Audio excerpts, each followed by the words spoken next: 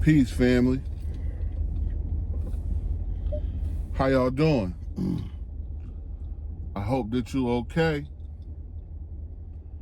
I hope your mental health is intact, and I hope you're happy. I want to talk about something, and I know some people are going to find it controversial, but it's all good. Some things we need to talk about are going to be controversial. And I'm just a person to talk about these things because I don't have a complex of worrying about how people look at me or what people think of me. As long as I'm pleasing in the eyesight of God, my children, my family, and whoever else important that God put in my life, that's all that really matters to me. Now, I don't want to be ostracized from my communities, friendships, or anything like that for my views. But a lot of people are very scared to say what should be said loud, and it's very quiet. Tonight, I'm going to talk about why there's such a disconnect between men and women in the black community. And although I know that a lot of black men do all kinds of distasteful things and have done a lot to hurt women, I think that the disconnect, it goes way beyond that these days. And I'm going to put this small disclaimer on there and say I'm not a woman hater. I am absolutely in love with the black woman. I have a black mother, a black grandma, black daughters, black aunties, and black female cousins who I adore. And I would stand in front of a bullet for any one of them.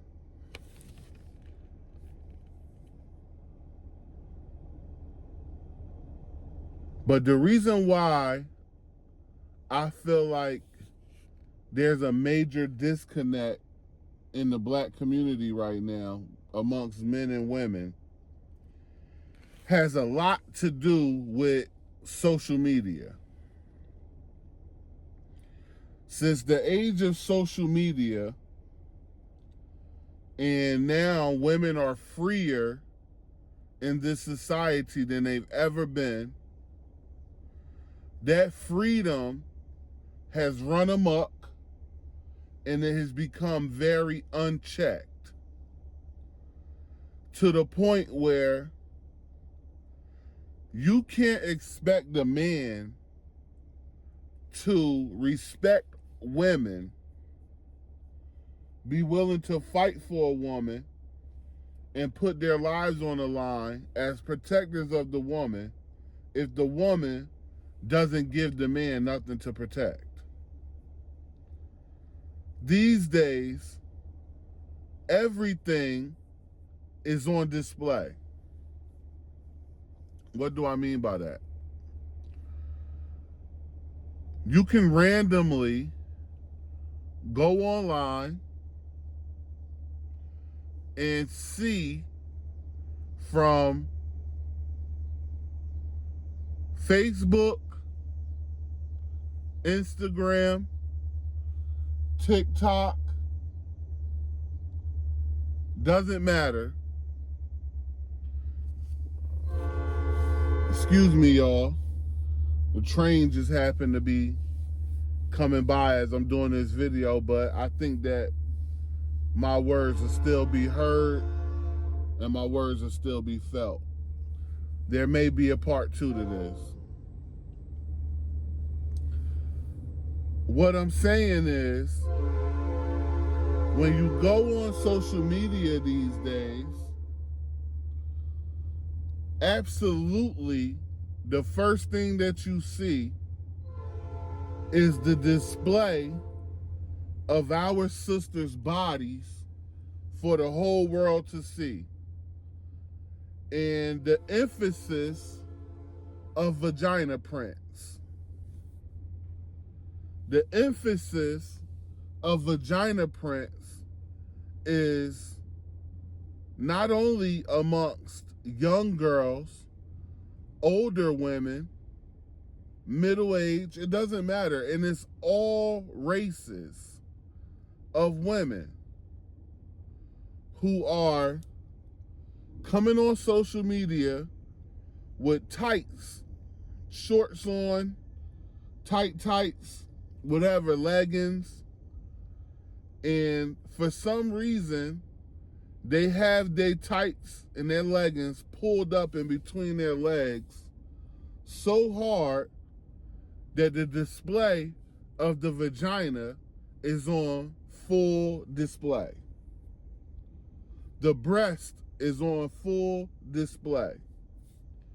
I remember there was a time when women would come online, take little selfie pictures, and there wasn't a lot of them turning around so their butt can be on display. Now, it's like a woman cannot go online and take a picture of herself without turning around so the camera can see her butt as well. You don't just see this in women who are scantily dressed on social media. You see this also when women are in classrooms and they are dressed modestly for the most part, but still have something tight on their rear ends.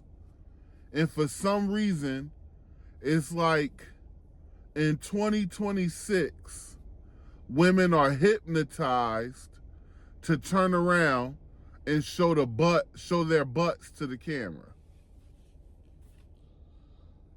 And you will see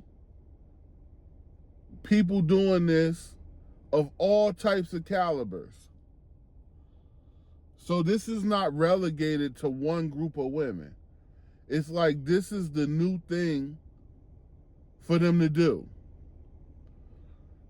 I remember when women used to walk around with their shirts pulled down to cover their behinds. Now, it doesn't even matter if the woman is misshaped, overweight, or doesn't have the best shaped body. They're still walking around with their shirt up above their behinds. And what man in his right mind can respect that? That's one aspect of the divide. Because a real man cannot respect a woman or want to provide and protect and marry and create a family with a woman who displays her body to everybody on the world with no type of shame at all. You even see these days women doing things like holding their, I'm not going to get that vulgar because it gets very vulgar, and I'm quite sure you know that, to the listener. The second aspect of this is the strong, I don't need a man mentality that's amongst women these days. And I posted a few videos on my Facebook page leading up to me making this video to display what I was talking about. In one instance, a man talking to a woman and asking her about needing a man, and she went on a absolute tirade against this brother for asking a simple question. And I also understand that most of the time in those type of situations is because that sister has been hurt in some particular way, and she's lashing out because that hurt has not been dealt with. Then I put a video out of a sister who was overweight, and a guy asked her about a man's height. And she said, yes, the height matters. But when he pulled out a scale and asked her to get on the scale, her demeanor changed, her consonants fell, and she wouldn't get on the scale. But he said to her, weight matters to some men, but you won't get on the scale, but you're here judging on a man's height, that there's a problem with a man's height. If he's short, if he may be what you consider too tall, which I've rarely ever heard that, but it's mainly if a man is short. So there's a double standard going on. I've seen videos of women who go to these podcast type shows like, I'm not going to mention a certain podcaster's name, but it's a dating show. And she tries to hook women up, single women, with available men who may be successful. And out of the years this show has been coming on YouTube, and I believe she has her own personal website, I have rarely seen a woman come on who is a single woman without any children to multiple men. And most of these women are single mothers to multiple men they've had children with. And they are asking for the top tier of men. The host asks a question: does this man have to make a certain type of money? Nearly every time the woman says yes. And I get it. A woman don't want to be with a man that can't do nothing for her. I completely understand that, and that's 100% agreeable. I agree with it. A woman should not be with a man who can't do anything for her. But if you have given your highest honor, which is to honor that man with giving him children, and you didn't require him to make $100,000, $200,000 a year. A lot of times the guys are street dudes or bums who don't have no motion and nothing going for themselves. Then you turn around on this show and tell the host that you want a man that make $100,000 and can do all of this and do all of that for you. And when men in their right state of mind hear this It's like a conundrum in their head. You didn't require that out of the men that you gave children to, but now it's an age thing too, because it's like 35 and up now. All of a sudden, you want the top tier of men, and that man has to come in and be a stepfather to your children and take care of you and your children. He doesn't get the highest honor from you. He is nothing new about you. But that man has worked his fingers to the bone to be a six-figure guy, because it's not easy out here.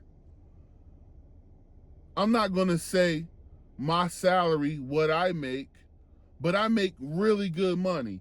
And it took me a long time and hard work, effort, and dedication to get to this point in my life.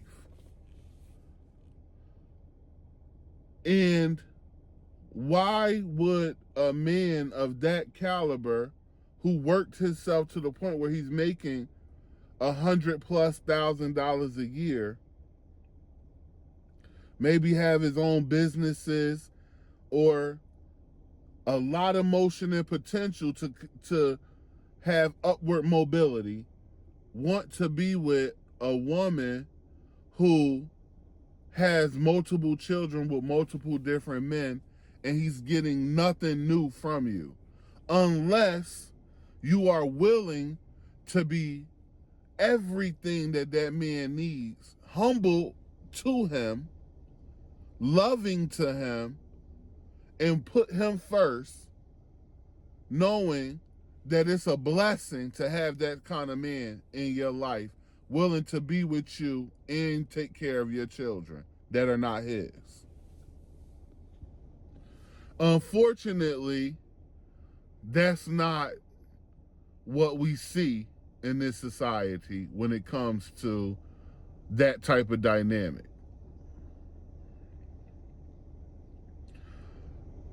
The third aspect of this is the sister code. And it's nothing wrong with women having a code of sisterhood that's a standard that they live by, and they know this is something that's going to help us elevate each other as women and help us to be successful as women and make good choices as women. The problem is when that sister code takes a turn to delusion and non-reality. What do you mean by that, Brother Delanton?